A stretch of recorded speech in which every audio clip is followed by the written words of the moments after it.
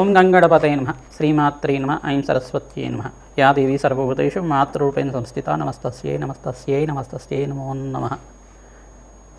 క్లీం కృష్ణాయ గోవిందాయ గోపీజనవల్లభాయ శ్రీకృష్ణ పరబ్రహ్మణే పరంజ్యోతిషే నమో నమః. శ్రీకృష్ణ పరమాత్మనే నమో నమః. ఓం నమో భగవతే మేధా దక్షిణామూర్తే మహ్యం మేధాం ప్రజ్ఞాం ప్రయచ్చ స్వః. క్రీం క్రీం మహాకాళికాయ నమో నమః. శ్రీరామ జయ రామ జయ జయ రామ రామాయ నమో నమః. ఓం నమో భగవతే అరుణాచలేశ్వరాయ నమః. ఓం శరవణ భవాయ నమః. యూట్యూబ్ ప్రేక్షకులందరికీ కూడా నమస్కారం అండి. నేను పాలపర్తి గురునాథ శర్మ జ్యోతిషం వాస్తు సిద్ధాంతిని. ఈ రోజున మనం చెప్పబోయే టాపిక్ ఏంటంటే ప్రధానంగా రాహుకేతుల యొక్క ప్రభావం అంతా కూడా కాలసర్ప దోషాలు మేషాది ద్వాదశ రాశుల వాళ్ళకి జన్మలగ్నవశాత్తు జన్మజాతకం ప్రకారంగా ఏ రకంగా వర్తిస్తాయి. అందుకు కాలసర్ప దోషాలు అనేది అందరు కూడా చెప్తూ ఉంటారు. ప్రధానంగా జన్మజాతకంలో సంతానం అనేది ఆలస్యమైనప్పుడు కానీ, వివాహం ఆలస్యమైనప్పుడు కానీ, పితృదోషాలు ఉన్నప్పుడైనా కానీ, ప్రధానంగా ఆర్థికంగా ప్రతినిత్యం కూడా ఆర్థికంగా అనుకున్న స్థాయితో ఎదుగుదల లేకపోవడం కానీ, అనేది ఫైనాన్షియల్ గ్రోత్ అనేది కరెక్ట్ టైంలో లేకపోవడం కానీ, బిజినెస్లో లాస్ రావడం కానీ, బిజినెస్లో అంతా కూడా ప్రాఫిట్స్ రాకుండా మీరంతా కూడా షట్ డౌన్ చేయడం కానీ, ఇదంతా కూడా కొన్ని కాలసర్ప దోషానికి కారణమవుతుంది. ప్రధానంగా చూసుకుంటే ప్రతినిత్యం కూడా ఈ యొక్క జన్మజాతకం వశాత్తు లగ్నాన్ని ప్రధానంగా చూసుకొని జాతకాన్ని అంతా కూడా విశ్లేషణ చేయించుకోవడం వల్ల జ్యోతిషంలో మీకు అంతా కూడా పరిష్కారం జరగడానికి ఆస్కారం ఉంటుంది. ప్రధానంగా దత్తనాడి ప్రకారంగా అయినా కానీ, ఈ యొక్క గోచారీత్యా జాతకరీత్యా కానీ, ప్రధానంగా మీకు జన్మజాతకంలో ఉండే గ్రహాల యొక్క ప్రభావమే ప్రధానంగా ఉంటుంది. ప్రధానంగా జాతకరీత్యా చూసుకుంటే లగ్నము, పంచమ స్థానము, చతుర్థ స్థానము, మరియు సప్తమ స్థానము, అష్టమ స్థానము, నవమ స్థానము, దశమ స్థానము, ద్వాదశ స్థానంలో అంటే ద్వాదశ స్థానం అనేది మన వ్యయస్థానం అంటారు. ఈ స్థానాల్లో కనుక రాహుకేతులంతా కూడా సమసప్తకాల్లో ఉంటారు. ఎప్పుడైనా కానీ అపసవ్య దిశలో వాళ్ళంతా కూడా భ్రమణం అనేది ఉంటుంది. ప్రధానంగా చూసుకుంటే రాహుకేతులంతా కూడా ఛాయాగ్రహాలుగా చెప్పడం జరుగుతుంది. సర్పజాతికి చెందిన గ్రహాలుగా, సింహికా గర్భ సంభూతులుగా చెప్పడం జరుగుతుంది. ప్రధానంగా రాహుకేతులంతా కూడా మోక్ష జ్ఞానాన్ని ప్రసాదించడానికి, కర్మఫలదాన్ని అంతా కూడా అనుభవించే విధానికి చేయడానికి ఈ యొక్క కర్మఫలదాతలుగా చెప్పడం జరుగుతుంది. ప్రధానంగా రోగకారకులుగా కూడా చెప్పడం జరుగుతుంది. ప్రధానంగా చూసుకుంటే జన్మజాతకమే ప్రధానమైన జాతకంగా ఉంటుంది. కావున వివిధ జాతకాల్లో ఉంటే ఈ యొక్క ప్రతి ఒక్క నవగ్రహాలన్నీ కూడా రాహుకేతు మధ్యలో అంతా కూడా స్తంభంలో ఉంటాయి. కనుక లగ్నం నుంచి అయినా చూసుకోవచ్చు, రాశి నుంచి అయినా చూసుకోవచ్చు. ఎక్కువ గ్రహాలన్నీ రాహుకేతుల యొక్క మధ్యలోనే ఉంటాయి. కనుక ప్రధానంగా ఈ స్థానాల్లో కనుక ఉంటే రాహుకేతు మధ్యలో ఎక్కువ గ్రహాలన్నీ కూడా మధ్యలోనే ఉంటాయి, స్థిరంగా ఉంటాయి. దాన్ని కాలసర్పదోషం అంటారు ప్రథమంగా. అయితే పంచమ స్థానంలో రాహు ఉండి, అంగారకుడు ఉండి, లగ్నవశాత్తుగా ఉండి, మళ్ళీ సమసప్తకాల్లో అంతా కూడా రాహుకేతులు అంతా కూడా స్థిరంగా ఉంటారు. కావున దాన్ని కూడా ఏంటంటే కొన్ని రకాలుగా కాలసర్ప దోషాలు అనేది వర్తిస్తాయని చెప్పేసి చెప్పుకోవడం జరుగుతుంది. ఆ జాతకం చూస్తేనే కాకుండా కొన్ని ప్రశ్నలు అనేది యజమానిని అడిగి తెలుసుకోవాల్సి ఉంటుంది. అంటే మీ పూర్వీకులు ఎవరైనా కానీ పూర్వీకులు అందరూ కూడా వ్యవసాయం చేసేవాళ్ళుగా ఉంటారు. వ్యవసాయంలో చేసేటప్పుడు అనుకోకుండా సర్పానికి ఏమైనా హాని చేయడం కానీ, అనుకోకుండా సర్పం ఇంట్లోకి వచ్చిందంటే దాన్ని ఊరు బయట తీసుకెళ్ళి చంపడం అనేది చేస్తూ ఉంటారు. అంటే దోషం అనేది సర్పదోషం అనేది వర్తిస్తూ ఉంటుంది అక్కడ తెలియకుండా. అంటే ఆపద్ధర్మానికి మన ప్రాణాలను రక్షించుకోవడానికి కొంతమంది ఈ రకంగా చేస్తూ ఉంటారు. అంటే సర్పజాతికి చెందిన అంటే దేవత సర్పాన్ని కనుక హాని చేస్తే దాని దోషం అనేది సర్పశాపం అనేది వర్తిస్తుంది.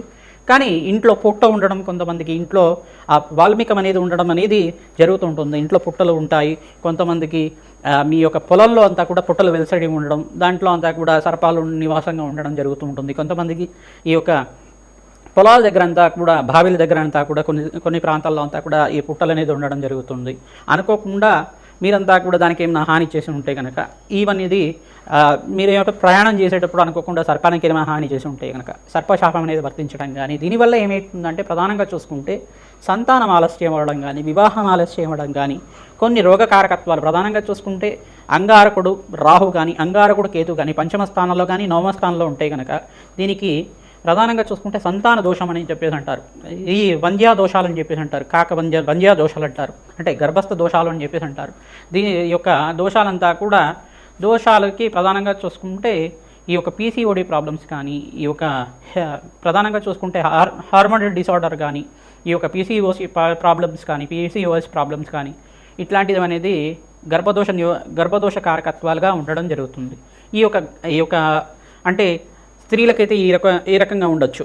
పురుషులకైతే కనుక సంతానం ఎంత ప్రయత్నం చేసినా ఆలస్యం అవుతూ ఉండడం, వాళ్ళకి ఈ యొక్క వివాహం చేసుకునే ఆలోచన లేకుండా ఉండడం, వివాహం అనేది వైరాగ్య భావాలుగా ఎక్కువ ఉండడం, వివాహం అనేది దూరంగా ఉండడం, ఆలస్య వివాహాలు అవుతూ ఉండడం. అంటే 35 దాటిన తర్వాత కానీ కొన్ని నక్షత్రాలకి అయితే జన్మజాతకం వశాత్తు 30 దాటిన తర్వాత కళ్యాణ యోగం ఉంటుందని చెప్పేసి ముందుగానే రాసి ఉంటుంది కొన్ని నక్షత్ర వాళ్ళకి. అదే కాకుండా జాతకరీత్యా ఉండే గ్రహ దోషము, గ్రహ కారకత్వాలు, సర్పదోషం కావచ్చు, పితృశాపం కావచ్చు, స్త్రీ శాపం కావచ్చు, ఇవన్నీ కూడా కారకత్వాలు అవుతూ ఉంటాయి. దానికంతా కూడా చూసుకుంటే ప్రధానంగా ఇప్పుడు చెప్పుకునేది ఏంటంటే సర్పదోషానికి పరిహారం ఏం చేయాలి, దానికంతా కూడా నివారణ ఏం చేసుకోవాలి అనేది మేషాది ద్వాదశ రాశి వాళ్ళు లగ్న వశాత్తు మీ లగ్నానికి కేంద్రంగా తీసుకుంటే, మేషరాశి వాళ్ళు అనుకుంటే మేష లగ్నం అని చెప్పేసి చూసుకోండి. లగ్నం తెలిసి ఉంటే కనుక మీ జన్మ లగ్నాన్ని చూసుకోండి.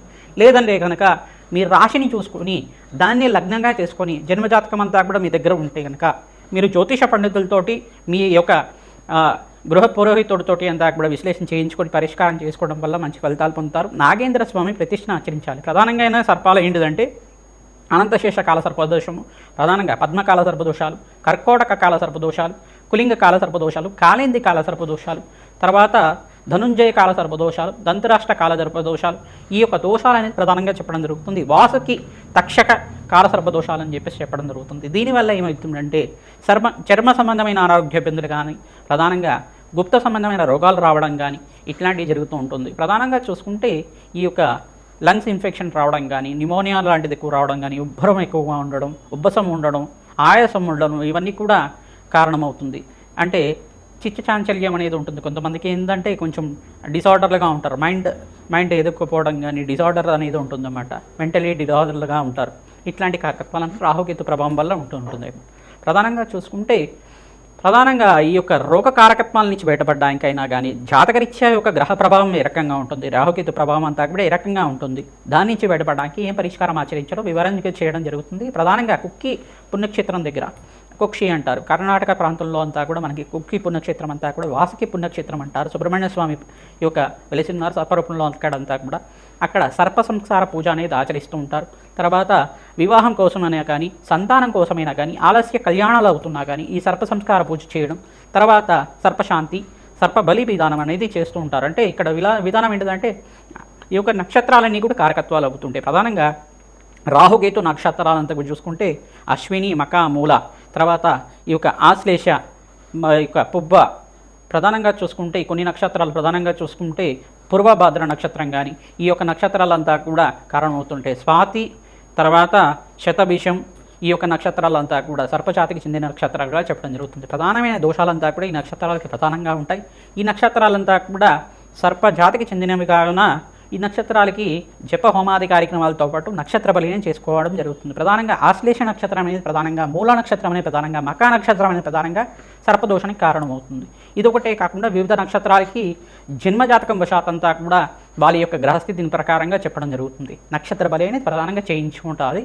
ప్రధానంగా ఈ దోష నివారణకి ఈ సర్ప సంస్కారమే పూజమే కాకుండా దగ్గరలో ఉండే దేవాలయంలో కానీ, పుణ్యక్షేత్ర ప్రాంతంలో అయినా కానీ, నదీ ప్రవాహ ప్రాంతంలో అయినా కానీ సర్పప్రతిష్ఠ నాగుల్ని అంతా కూడా సర్పజాతికి చెందిన జోడు నాగులనంతా కూడా ప్రతిష్ఠ చేయడం, రావి చెట్టు, వేప చెట్టు ఉండే ప్రాంతం దగ్గర ప్రతిష్ఠ చేయడం వల్ల, దానికి ప్రతినిత్యం కూడా మంగళవారం పూట ఈ యొక్క చిమిలిని నివేదన చేయడం వల్ల, నువ్వులు ఉండలేనంతా కూడా నివేదన చేయడం వల్ల సర్పదోష నివారణ కలుగుతుంది, వంశాభివృద్ధి కలుగుతుంది. ప్రతినిత్యం కూడా అన్నదానం చేయడం వల్ల సర్పశాపం నుంచి విముక్తి కలిగి శీఘ్ర సంతాన యోగం, శీఘ్ర కళ్యాణ యోగం కలగడానికి ఆస్కారం ఉంటుంది. జాతకరీత్యా సర్వగ్రహదోష నివారణ కలుగుతుంది.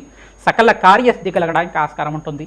అమ్మవారి ఆరాధన విశేషంగా చేసుకునే వాళ్ళకి ఎటువంటి దోషాలున్నా కానీ పోతాయన్నమాట. ప్రధానంగా ఈ యొక్క మానసదేవి చరిత్రను ఆరాధన చేసుకోవడం, తర్వాత జగత్కారు ఒక చరిత్రను ఆరాధన చేసుకోవడం, ప్రధానంగా అస్తిక మహాముని యొక్క చరిత్రని ఈ యొక్క ప్రవచనలాగా వింటుండడం వల్ల సర్పదోష నివారణ కలుగుతుంది. ఓం అస్తిక మహాముని దేవతాయి నమో నమః, ఈ నామాన్ని జపాన్ని ఆచరించండి. మరి మానసదేవి ఆరాధన చేయడం వల్ల సర్పదోష నివారణ కలుగుతుంది. సుబ్రహ్మణ్య స్వామి ఆరాధన చేయడం వల్ల మీకంతా కూడా సర్పశాపం నుంచి బయటపడడానికి ఆస్కారం ఉంటుంది. వెంకటేశ్వర స్వామి వారిని గరుక్మంతుని ఆరాధన చేయడం వల్ల సర్పశాపం నుంచి బయటపడడానికి ఆస్కారం ఉంటుంది. ప్రధానంగా చూసుకుంటే ఈ ఒక గ్రహస్థితి అంతా కూడా ఏ రకంగా అనేది జన్మజాతకం చూసుకొని చెప్పాల్సి ఉంటుంది. మేమంతా కూడా లగ్నవశాత్తు ఈ స్థానంలో కనుక గ్రహస్థితి ఉంటే కనుక దీనికి దోషం కారణం అవుతుంది, దీనికి పరిష్కారం చేయడం జరుగుతుందని పరిష్కారం చెప్పడం జరుగుతుంది.